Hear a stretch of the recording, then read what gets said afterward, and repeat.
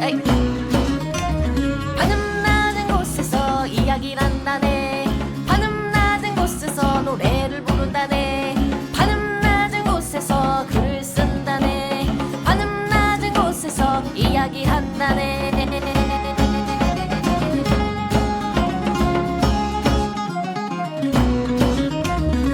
자, 천원 돌파 에이플렛 제 380화 어제 뭐 봤어 34번째 편 시작합시다. 와. 자, 저는 강상준이고요. 전두입니다. 아, 해. 알렉스원입니다. 아, 이제 낙 끝나고 하면은 마치 내가 마시는 것 같아서. 그거 노리고 한 거잖아요. 그렇지. 아. 아니에요? 지금 드시는 거 아니에요? 맞아요. 목소리가 너무 감기지 아니었어요? 뭐. 아, 미사토 흉내를 내볼래다가. 그건 한 캔을 한 번에 다 마셔야 되는 거 아니에요? 그리고 에비스 마셔야 돼. 그러니까 에비스야. 미안해요, 산토리라. 자, 그러면은 하나하나씩 얘기해 볼까요? 네. 일단 아마존 프라임 드라마부터 얘기를 해봅시다. 아, 이거 원한이 많은 드라마입니다. 네, 원래 사실은 우리가 이걸 하려고 했었잖아요. 네. 그러니까 제목은 뭐냐면 나는 내가 지난 여름에 한 일을 알고 있다 시즌 1. 시즌 1이 붙어요? 네, 붙어 있더라고요. 어쨌든 이 드라마로 만든 나는 네가 지난 여름에 한 일을 알고 있다잖아. 네. 사실 이걸 고른 거는 왕년의 어떤 슬래셔 무비에 대한 추억. 그렇죠. 당시에 요런 류의 그 영화를 시험 끝나면 애들끼리 많이 모여서 봤던 것 같아. 그래요? 저는 그랬어요. 그런 종류의 그 뭐 스크림이라든지 그때 되게 이게 유행하던 시절이 있었어. 맞아. 그 중에 이게 어떻게 보면 약간 약간 비트는 게 있었죠. 그때 당시에 공식을. 비트는 거라기보다는 그 하이틴 막 이런 느낌이 있는 애들이 이제 죽어 나자 빠지는 게 되게 즐거웠던 거야. 그렇죠. 그리고 그게 기억이 생생한 게 분명히 이제 뺑소니를 쳤고 얘가 이제 유기를 했는데 뭔가 사람이 죽어나가는 그런 단순한 내용 안에서 벌어지는 뭐 이런 거라 뭐 야한 것도 좀 나오고 뭐 이래가지고 애들끼리 뭐 섹스도 좀 하고 뭐 이러잖아. 거의 그렇죠, 맨날. 예, 그런 걸 기대를 했는데 그리고 주인공인 그 배우가 굉장히 글래머였단 말이에요. 그때. 아 그렇지 뭐 또 금발에 또 뭐 금발은 아니었죠. 머리는 검은색이었지. 아, 그랬나? 금발은 죽었지. 나 누군지 잘 모르겠어. 글래머만 알지 머리 색깔도 기억 안 나고. 하여튼 그랬었던 거라서 이걸 드라마로 만들었으면 얼마나 재밌겠냐. 그래서 내가 그걸 추천하려고 이렇게 봤는데 계속 봤는데 6화까지 보고도 감이 안 오는 거야. 이게 몇 화였죠, 총? 8화예요. 네, 8화였는데 저는 근데 그래도 너무 궁금해가지고 그래도 끝까지는 봐야지 하고 끝까지 봤거든요. 근데 보고 나니까 굳이 정말 보지 않아도 됐다라는 생각이 좀 들었어요. 근데 왜 그래도 뭐 봤으니까 그냥 얘기하려고 갖고 왔어요. 얘기해봐요. 하나도 안 보셨죠? 그래서 결국. 응. 굳이? 아 내가 보라고 했잖아. 무서운 거 안 나온다고. 그러니까 이 드라마는 쉽게 얘기해서 슬래셔 무비는 아닌 것 같아. 물론 뒤로 그런 가면 장면이 조금 나오긴 나오네. 하는데 거의 심리 스릴러로 바꿨어요. 그러니까 이 대학생들이 누군가를 죽였어. 근데 누군가가 제일 중요하지. 주인공이 1인 2역을 합니다. 쌍둥이죠. 네. 그리고 한 명은 되게 뭐 집에 음침하게 히게코모리고 한 명은 친구도 많고 뭐 그런 애야. 똑같이 생겼는데도. 그러니까 왜 근데 그렇게 됐냐 하면은 엄마가 어렸을 때 자살을 한 거예요.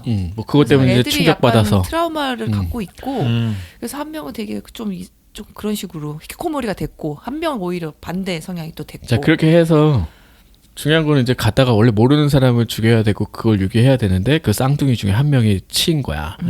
근데 그게 하필이면 히키코모리가 치인 거지.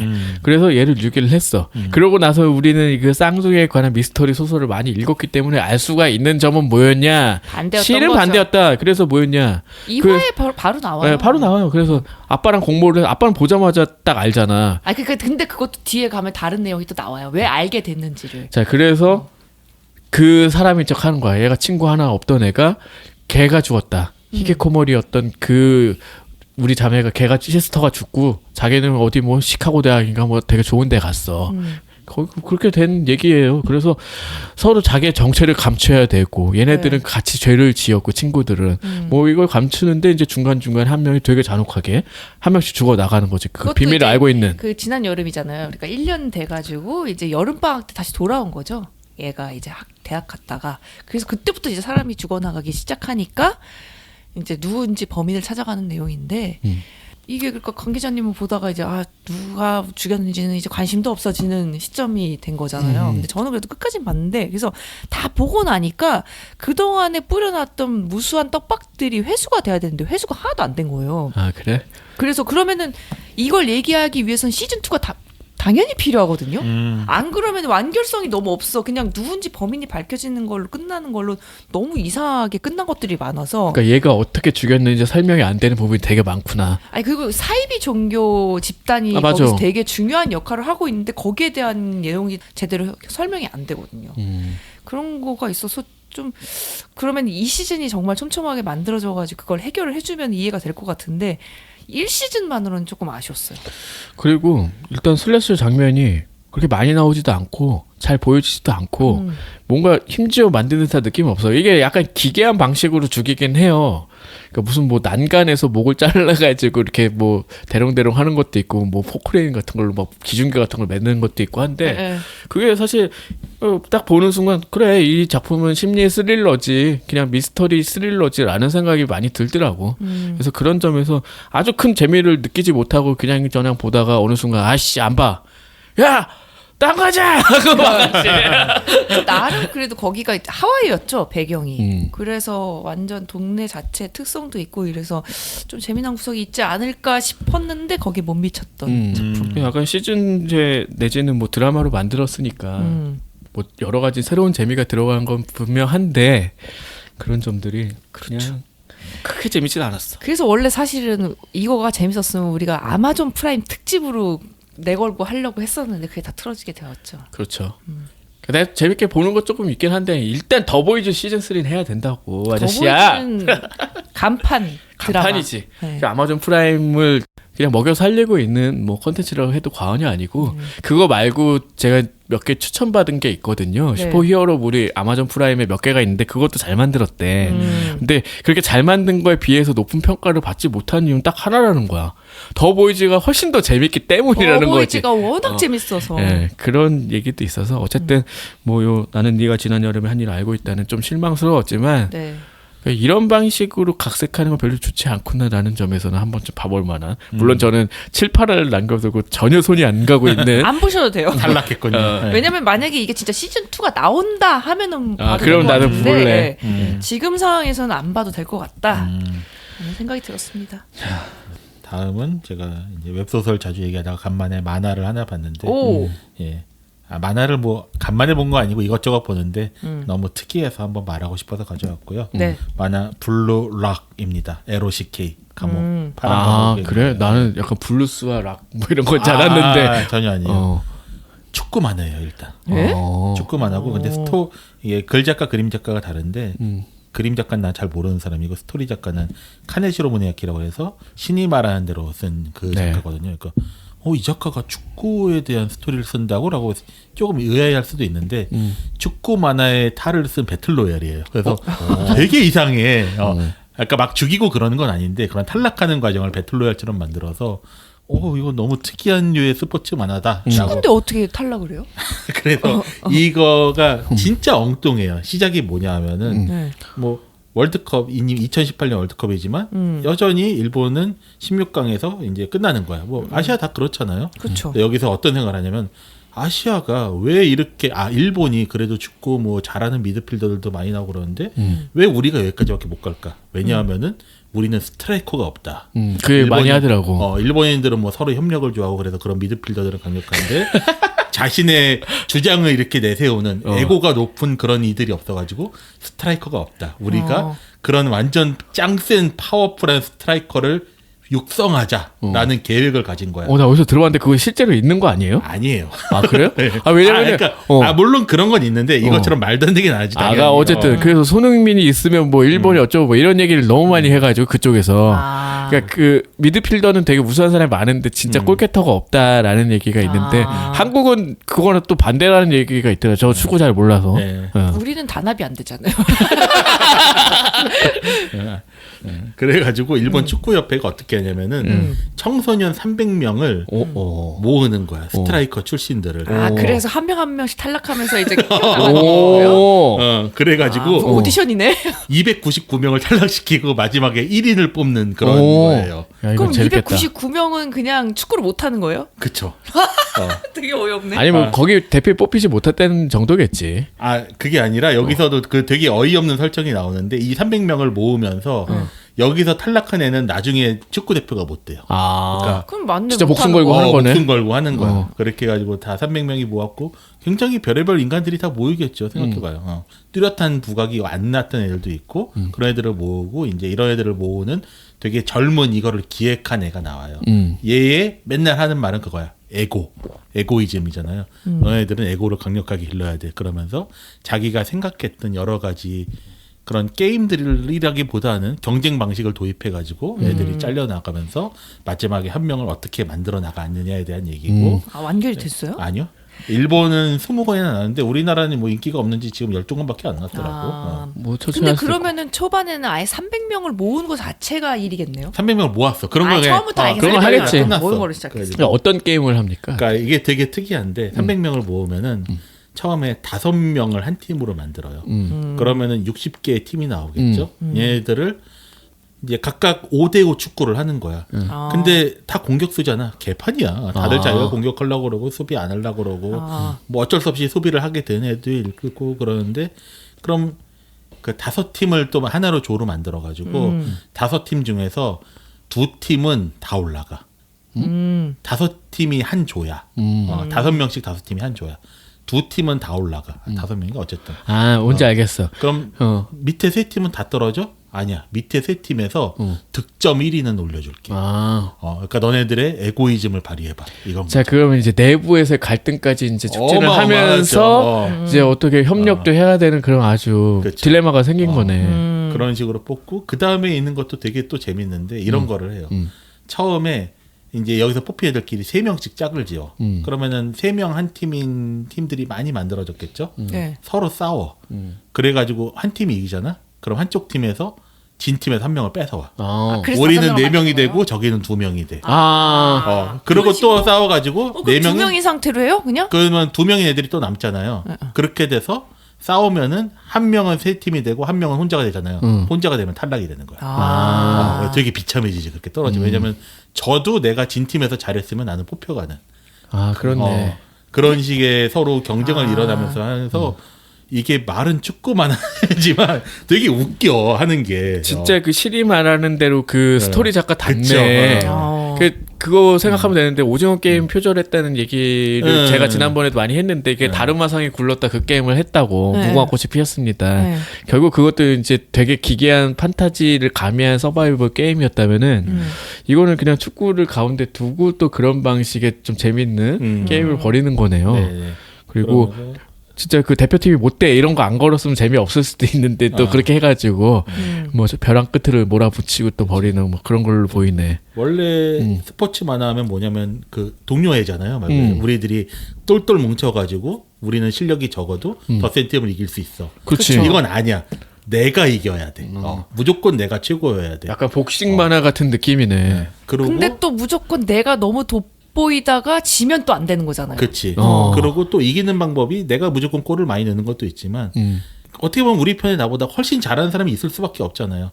얘를 내가 얼마나 적극적으로 이용하느냐도 또 나름의 점수가 되는 거야. 이거 오디션 뭐 이런 거 보면은 그치. 자기 서바- 돋보이게 하기 위해서 서바이벌 이런 거 이용하잖아요. 보면 우리나라에서 진짜 많이 사용하는 걸 내가 좋아하지 않는데 특히 그 음악 오디션 하면은 꼭 듀엣을 시켜놓고 둘 중에 하나를 떨어뜨려. 그거 너무 이상하지 않아? 그렇죠. 그 같이 한 애들은 올려줘야 되는데. 그러니까 그런데 그 듀엣을 시켜놓고 그 중에 하나를 떨어뜨린다라는 게 한국 사람들이 좋아하는 거지. 협력해놓고 그 중에서 뭐 하고 지금 뭐 비슷한데요, 이런 거. 너무? 네. 그래서 그런 게 재밌고 이제 여담으로 한마디 하면 전 여기서 나온 줄 몰랐는데 인터넷에 그 유명한 밈이 몇 개가 있었어요. 나는 봤던 게 있는데 뭐 혹시 강 기자 아나? 뭐 CC에서 죽고 싶어졌다 이런 거. 그게 어디서 나오지? 여기서 나와요. 아 그래요? 여기서 그런 허세 있는 그 고등학생들이 나와가지고 그리고 난 이것도 여기서 나온 줄 몰랐는데 그 나 강님 그 대사 있어요. 그걸 모르겠어. 그러니까 인터넷에 가끔 뭐 게임 방송하는 애들이 그런 거 많이 쓴단 말이야. 그것도 여기서 나오고 뭐 나에게 축구는 살인이다 막 이런 거 개허세 넘치는 것들이 여기서 나왔더라고. 그래서 약간 병만 넘치는 그런 것들이 분명히 있구나. 예. 그러면서 너무 독특하고 축구를 어쨌든 좀 관심이 있어 하는 사람들은 또 오랜만에 본 축구 만화였거든요. 스포츠 만화 치고. 그래서 그냥 꽤 즐겁게 보고 있습니다. 근데 제목은 왜 블루락이에요? 얘네들이 이제 300명이 한 곳에 갇혀 있잖아. 그래서 거기가 락인데 뭐 그거를 블루라고 했고 생각해보면 일본 그 축구 대표팀 색깔이 파란색이에요. 아 그렇네. 거기서 따온 것 같더라고. 울트라 뭐 니폰 니폰. 거기 파란색이지. 그러니까 메인 축구 유니폼이 파란색이잖아요. 그래서 그런 것 같기도 하고. 네. 재밌겠네요. 어떻게 또 그런 걸 발견을 했대? 그냥 우연치 않게. 저는 애니메이션 하나 얘기할게요. 오컬틱 9이라는 제목인데 네. 얼마 전에 왓챠에 올라와서 알게 됐고 오컬트에 관심이 내가 많은데 이 작품에서 거의 세상에 존재하는 모든 오컬트가 나온다고 보면 돼요. 그러니까 뭐 유체 이탈, 악마, 저주, 흑마술 뭐 이런 것들. 근데 뭐 그런 것들이 그냥 나오는 애니구나 이렇게 생각을 했는데 주인공 같은 애는 고등학생인데 블로그에다 이런 오컬트 어떤 뉴스를 올리고 뭐 이런 애야. 근데 중요한 사건이 이제 벌어지는 게 얘가 이제 취재를 해서 얘의 목표는 블로그가 흥해서 자기 광고 수익으로 먹고 살고 싶은 뭐 이런 애거든. 네. 근데 되게 유명한 과학자였는데 오컬트 쪽에 완전히 심취해가지고 TV 패널로 많이 나오는 대학 교수가 있어서 얘를 찾아가서 그냥 무작정 인터뷰 따야지 이러고 갔는데 죽어 있는 거야. 하필. 죽어 있어. 그런데 심지어 그것도 머리 가죽이 벗겨진 채 완전히 잔인하게 죽어 있는데 자기가 거기 있는 칼도 만지고 정황상 막 이렇게 살인자를 몰릴 것 같아서 하는 상황에 자기가 맨날 들고 다니던 라디오가 있어서 아버지가 무슨 뭐 지역 방송 뭐 DJ 출신이어서 그랬는데 거기서 목소리가 흘러나오면서 지령을 내려서 그거 따라 이제 하는 이것도 약간 오컬트겠죠. 네. 그래서 도망치고 있는 그런 와중이고 이 어떤 사건을 쫓고 있는 여러 사람들이 이제 전개가 돼요. 어떤 형사도 한 명 있고 뭐 이런 오컬트 잡지의 기자도 있고 그리고 이 소년의 친구들도 있고 이래. 그런데 결국 이제 다 같이 모이기도 하고 뭐 이런 얘기인데 중요한 사건이 또 하나 벌어져. 도쿄에 있는 한 공원의 연못에서 사람들이 단체로 익사를 한 거야. 다음날 발견이 됐는데 시체가 너무 많아. 발견되고 다음날 또 발견되고 해서 다 건졌어. 256명이 한날에 죽은 거야. 요 사건이 발견이 되면서 이건 도대체 어떻게 이렇게 집단 자살? 아니면 설명이 안 되는 뭐 집단 세뇌인가? 이런 식의 사건이 벌어졌어요.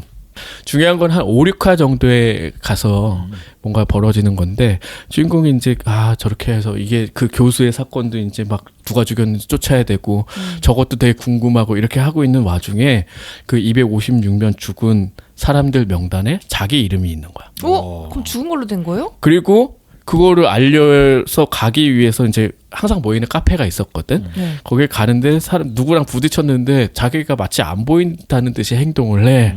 그런데 어떤 여자한테는 뭐 떨어뜨린 거 주워줬더니 또 받고 뭐 되게 좋아하기도 하고. 그리고 카페에 모였어. 근데 다 똑같은 얘기를 해. 거의 모인 사람들 전부가 자기 이름이 거기 나왔대. 그리고 실제로 다른 사람들이 얘네를 인지를 못합니다. 뭐야 죽은 거예요 그러면? 그쵸, 죽었다고 이제 보면 되겠지. 그래서 조금 이거를 약간 스포일러라고 할 수는 있는데 말하지 않고 설명할 재간이 없어가지고 하자면은 결국은 그러니까 인간의 영체라고 하고 이렇게 오컬트적으로 풀어낸다면 결국 과학적으로 수령하는 게 되게 재밌더라고. 그러니까 어떤 또 사이비 종교 집단인데 얘네들이 원했던 게 뭐냐면은 니콜라 테슬라도 거기에 되게 빠졌을 때 과거 영체라는 것에. 근데 이게 만약에 존재한다고 쳐도 자기의 기억을 그대로 보존할 수 있어야 되고 그리고 어떤 그 상대적 시간과 절대적 시간을 고스란히 일치시켜야지만 다른 사람과 교감하고 자기 스스로 존재할 수 있는 거잖아. 네. 근데 영체는 할 수 있는데 그게 안 된다는 거야. 근데 요 과학을 이제 어떻게 해서 뭐 성립이 되는 그런 이야기가 나오면서 이 사람들이 자기의 어떤 그 상황이 거의 죽은 거나 마찬가지인 상황에서 뭔가 반전을 이루어내는 그런 애니메이션이에요. 그럼 완결이 된 그런 건가요? 네, 완결이 딱 돼. 조금 아쉬운 거는 12화가 끝인데 되게 급하게 끝나긴 해요. 그리고 거기서 이제 오컬팅 9이라는 제목의 뜻이 나오기도 하고 그 의미가 무엇을 의미했는지 처음에는 그냥 뭐 9명이 모이나 보다 그렇게 생각했는데 그건 아니고 그리고 되게 다양한 인물들이 나오고 정말 말도 안 되는 그러니까 그런 것도 있나 봐. 저주 상자라고 해서 거기에 뭐 어린아이의 무슨 뭐 손톱 뭐 넣고 하면은 뭐 누굴 뭐 이런 것도 있는 것 같은데 그런 것들이 왜 나오지 했는데 256명 죽은 그 사건이 실은 얘네들이 그렇게 사라지게 된 배경과 관련이 있으면서 인간의 어떤 영생을 하려던 어떤 집단의 그 꿈과도 연결이 되는 굉장히 SF한 이야기로 흘러가더라고. 그래서 재밌게 봤습니다. 그래서 짧기도 하고 거기서 전 방송에도 얘기했지만 그 쯔사 겐지로가 게이 어떤 그 카페 사장으로 나오는데 이럴 리가 없다라고 생각하는 순간 굉장히 또 큰 반전을 가진 캐릭터로 나오기도 하고 그런 재미로 좀 볼만한 작품이라 소개해보고 싶었어요. 그렇군요. 오컬트 얘기하니까 저도 최근에 본 건데 소설 기묘한 괴담 하우스를 소개할까요? 최근에 제가 조금 약간 이렇게 무서운 거 보고 싶어가지고 이리저리 찾아다녔거든요. 그래서 뭔가 그냥 괴담하우스니까 그냥 무서운 얘기 있겠지 하고 좀 골랐어요. 근데 이 작품은 사와무라 이치라는 작가의 작품이고요. 이 작가는 보기양이 온다로 굉장히 유명한 작가죠. 저는 모르는군요. 영화 온다도 있었고 그거는 들어봤어요. 그게 그게 보기양이 이거예요. 온다 네. 원작으로. 그래서 요 시리즈로 되게 유명한 호러 쪽에 되게 특화된 작가의 작품이에요. 그래서 총 7편의 작품이 담겨 있고 뭔 내용이냐 하면 공포술사라는 존재에 관련된 내용으로 전개가 됩니다. 그래서 앞에 어떤 사건들에 얽힌 것들이 다 공포술사로 인해서 일어나고 맨 마지막에 수렴되는 그런 구조로 되어 있어요. 그래서 예를 들어 첫 번째 편 같은 경우에는 제목이 인간이 제일 무섭다는 사람이에요. 그래가지고 이제 뭐 자기 후배, 직장 후배가 쥐아기. 자기 직장 후배가 이런 약간 괴담에 되게 심취한 사람이래요. 그래서 괴담에 관련된 뭐 얘기 있으면은 알려달라 하고 해서 막 자기 아들한테 들었던 얘기 알려달라 뭐 이런 것도 알려주기도 하고 하니까 와이프가 자기는 무슨 이런 게 뭐가 무섭냐, 인간이 세상에서 제일 무섭지. 그래서 그 주인공도 맞아 그렇게 생각하는데 그럼 그 사람이나 그냥 한번 초대해가지고 얘기 들어보자라고 해가지고 그 후배를 초대합니다. 근데 자기랑 친했다고 생각했는데 그날 갑자기 결혼할 사람이라고 하면서 약혼녀를 데려오는 거죠. 그래서 친했다고 생각했는데 어떻게 약혼녀를 처음 얘기해? 그럼 그 존재가 뭐겠어요? 이 사람이 공포술사다. 스포일러를 다 했나요? 약혼녀가 공포술사다. 네. 근데 내 중요한 얘기를 잘 못한 것 같은데 거기서 무슨 얘기를 하냐면은 지금 제가 이 사람을 약혼녀라고 소개했지만 그거 내 말 아니고는 증명할 게 없지 않느냐.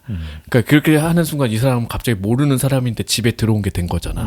그리고 제가 후배긴 하지만 여기 이렇게 들어와서 공손하게 할 리가 없지 않느냐라고 하면서 해치는 얘기야. 네. 그리고 심지어 이제 와인이라고 선물을 갖고 왔는데 거기다 약도 탄 거예요. 그러니까 그런 식의 어떤 괴담을 시작했는데 그냥 어떻게 보면 단편적으로 보는 이야기라고 생각했는데 이게 보니까 중간중간 조금씩 공포술사라는 얘기가 언급이 되고 비슷한 외향의 여자가 나와요. 근데 얘가 하는 일은 뭐냐면 실제로 존재하는 어떤 그런 오컬트한 상황에 대해서 이야기를 하는데 그게 정말 존재하는 게 아니라 이 사람으로 하여금 겁을 집어먹게 함으로써 벌어지는 일들 네. 이런 거를 조장을 하는 사람이었던 거야. 여기서도 제일 처음에 그 와이프의 입장에서는 자기는 그런 거 별로 안 무서워요라고 했는데 이 여자가 얘기를 시작하는 게 지금 네 아들 학원에서 어디 무슨 캠프 같은 거 간 거예요. 근데 그 알고 보니까 그 학원의 선생님이 어떤 사람이었다는 거를 이 여자가 막 설명을 하는 내용인 거죠. 예전에 어느 학원에서 그 뭔가 아이들을 죽이고 뭐 이런 사람이었던가 그런 걸 막 설명을 하는 거예요. 그래서 지금 그 학원의 선생님이 지금 여기에 있고 심지어 그 학원에서는 캠프 같은 거를 운영하지 않는다더라 라고 얘기를 하니까 너무 갑자기 무서워지는 거잖아요. 그럼 내가 지금 아들 보낸 곳은 어디지? 그런 식으로 하니까 갑자기 이제 무서워지잖아요. 내가 지금 아들을 어디다 보낸 거지?부터 시작해가지고 되게 공포스러운 상황으로 만들고 그래서 맨 마지막에 그런 진짜 말로 인간이 제일 무섭다는 이유를 알려주겠다라는 식으로 하면서 첫 편이 끝나거든요. 그래서 뭐 방식은 되게 독특했는데 그렇다. 그래서 저는 그래서 곱씹어 보니까 맨 마지막 편에 가면 이제 그런 얘기들이 나오면서 되게 무서운 상황들이 많다는 거를 인지하게 되면서 새로운 약간 그 공포 느낌이었어요. 그러니까 귀신이 나오지 않는데도 되게 이렇게 무서울 수 있구나라는 진짜 말 그대로 인간이 무서운 이유를 알게 해주는 좀 재밌는 소설이었습니다. 자 그러면 저는 SF 판타지 소설이라고 할 수 있는 5번째 계절 이런 작품 얘기할게요. 이거는 3부작이에요. 트릴로지. 그러니까 부서진 대지 3부작이라고 하는데 네. 그 약간 듄 시리즈 생각하면 될 것 같아요. 어떤 새로운 그런 무대가 있는데 뭐 저우주는 아니고 실제로는 지구가 분명한 데고 먼 미래에 있고 근데 이 지구는 지진과 화산이 끊이지 않는 그런 공간이라서 모든 문명 세계가 지금 현재와는 완전히 바뀌어버린 약간 시족사에 비슷하게 이제 운영이 되는 듯한 그렇게 보이는데 뭐 전기를 사용하는 데도 있고 뭐도 있고 뭐 이런 식의 어떤 문화권이 설명이 많이 돼요. 근데 제일 중요한 건 뭐냐면은 오로진이라는 존재가 있어. 얘네는 뭐냐면은 그 지각 운동을 약간 조종할 수 있는 초능력자 같은 느낌이야. 그러면은 막 지진을 감지를 한 다음에 너무 큰 지진이 일어날 것 같으면 미리 방지를 하고 그런 식의 어떤 초능력을 발휘할 수 있는 존재들인데 그래서 평소에는 무슨 얼음고리 같은 걸 만들어서 그러니까 뭐 지각 에너지를 열 에너지라고 본 건가 이런 생각이 들어. 그러니까 어떤 냉각 그런 기술이 있으면은 네. 약간 잠재울 수 있고 이거 조종할 수 있고 그래서 얘네들도 등급이 막 나뉘는데 되게 센 애는 엄청나고 뭐 이런 게 있어. 근데 중요한 건 뭐냐면은 얘네들이 되게 사회에서 하대받는다, 왜요? 과시받는다, 왜요? 중요한 존재면서. 위험한 존재니까. 그래서 이 얘네들을 언제나 그 능력을 억제할 수 있고 마음대로 할 수 있는 수호자라는 존재가 따로 존재해서 얘네들 필요한 데만 배치를 하고 뭐 니네 결혼하면 비슷한 애가 나올 테니까 뭐 이렇게 임신해 낳고 뭐 이런 식으로 불러. 그래서 오로진이라는 이름이 있지만 되게 경멸절 로가라고 부르는 그런 것도 있고 그리고 이 사회들은 뭐 이렇게 다 흩어져서 향을 이루고 산다고 하는데 그럼에도 뭐 쓰임새 뭐 명칭이라고 해서 타고난 어떤 그런 직업 같은 게 또 정해져 있고 뭐 완력군이 있고 뭐 지도자 계층이 따로 있고 뭐 번식사가 따로 있고 뭐 그런 어떤 세계예요. 번식사는 번식만 하는 그런 거죠. 뭐 아, 너무 이상한 어떻게 사회인데? 생긴 외모나 뭐 이런 것들이 이제 반영을 빨리 해야 되고 뭐 그런 세계야. 어쨌든 제일 중요한 건 이런 오로진이 중요한 거잖아. 네. 얘네들이 억압받고 있는데 그래서 어떻게 억압하냐면 처음에 훈련을 시키고 뭐 이런 기관이 따로 존재하고 결국 어떻게 의뢰받은 일만 하고 뭐 이런 방식으로 이루어지는 세계야. 근데 중요한 거는 3명의 인물이 나와요. 한 명은 되게 어린 오로진이야. 그러니까 처음에 마을에 있다가 이제 부모한테 버림받고 수호자가 데려가서 이제 훈련소에 넣어서 얘가 훈련받는 얘기가 나와. 두 번째는 한 뭐 젊은 여자인 것 같고 얘가 이제 그 훈련을 이미 마친 애겠지만 뭐 되게 힘센 누구랑 다니면서 뭐 이 사건 해결하고 나머지는 자기 딸도 그 오로진인 것 같은데 이게 뭐 들켜가지고 어디 납치된 것 같아서 얘를 쫓아가고 뭐 이런 얘기 3개가 겹쳐요. 네. 근데 그냥 세계가 동떨어진 이야기처럼 보여. 3명의 인물들이. 첫 번째랑 연결될 것 같은데. 근데 이 3명의 인물이 이제 관계를 맺는 게 뭐 이 서사적으로는 되게 깜짝 놀랄 만한 뭐 이런 거고 네. 결국은 좀 그게 보다 보면 이게 우리의 미래인 것처럼 딱 설계를 해놓고 모든 그 연대기까지 다 써놨더라고.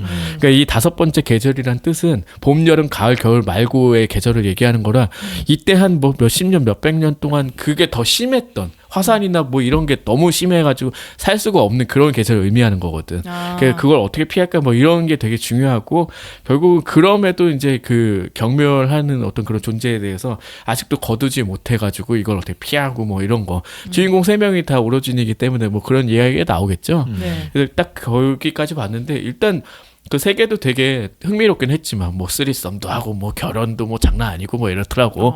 뭐 남자 여자 뭐 남자 뭐 장난 아니고 뭐 이런 것도 있고. 근데 그런 세계를 구현한 것도 재밌지만 결과적으로는 그 3명이 딱 얽히는 순간의 재미가 가장 뛰어났던 것 같고. 그래서 아직 그 2부 3부는 못 봤지만 굉장히 높이 평가받는 작품이더라고요. 뭐 아. K 재미신인가 어쨌든 재미신이야. 흑인 여성 작가이고 좀 재밌게 봤어요. 아, 또 이런 거 많이 쓰는데 한국에서는 이렇게 웹소설 많이 쓰지만 그렇게 새로운 세계를 이렇게 거창하게 창작하진 않는다라는 생각이 들어서 예, 이런 방식으로 쓸 수 있다. 듀운 시리즈가 유명해진 거는 아마도 그런 것 때문일 거 아니에요. 이 네. 사람 딱 3부작까지 쓰고 다른 또 세계를 창조해서 쓰는 걸로 알고 있는데 아. 그런 방식에 한번 좀 즐겨보셨으면 어떨까. 그리고 마지막 끝에 2부를 안 볼 수 없게 만들었어. 아. 딱 끝나는 말이 뭐냐면은 이거 얘기하면 약간 너무 스포일러인가? 네. 그냥 그렇게만 했다고 하고 끝내세요. 궁금한 사람 그래 그렇게 끝나는데 그러면서 아, 이 세계가 과학 기술 때문에 망했구나 이런 느낌을 딱 주는 대사 한 마디가 있는 거야. 아, 그러니까 저 결국 지금, 하세요. 그래서 타고난 게 아닐 수 있겠구나라는 걸 던져주는 아, 거지. 또 더 보이지야? 그러면서 던져주는 것들이 있는데 어쨌든 그런 서사적인 재미가 굉장히 뛰어나기 때문에 한번 볼만하다. 그런 SF 판타지 소설 한번 읽어보시라. 한번 권해드리고 싶네요. 갑자기 하니까 그 삼체라는 중국 소설이 생각이 나는데 그렇죠. 첫 번째 편을 보고 너무 좀 길기도 하고 지루해가지고 저는 이제 중단하긴 했는데 거기서도 이제 이 주인공이 어떤 게임을 들어가서 직접 VR 게임을 하는데 그 세계가 약간 그런 계절이 있어요. 그러니까 인간이 살 수 없는 되게 혹독한 계절이 오래 지속되면 그 멸망을 하고 게임을 다시 시작해야 되고 막 이런 내용들이 나오는 게 있거든요. 사실 왕좌의 게임이 그런 세계잖아. 윈터 이즈 커밍 아니야. 네, 근데 겨울이 여기서 오고 있어. 이제 주인공이 직접 겪는 게 아니라 게임을 통해서 겪는 그런 과정을 통해서 이제 그게 실제적으로 어떻게 연결이 되는지가 삼체의 주요 줄거리였거든요. 그래서 도대체 이게 진짜 SF 마저 하는 순간에 이제 넘어가는 것들이 그 후반에 나와서 사실 이 2부작을 봐야지 이해가 될 것 같았지만 너무 길어서 중국 소설 특성상 그만 봤던 기억이 나네요. 결국은 SF랑 판타지를 그렇게 나눌 필요는 없다고 생각하는데 네. SF 자체도 스페이스 뭐 사이언스 판타지 이렇게 생각하는 사람 이제 없잖아. 없죠. 그렇죠?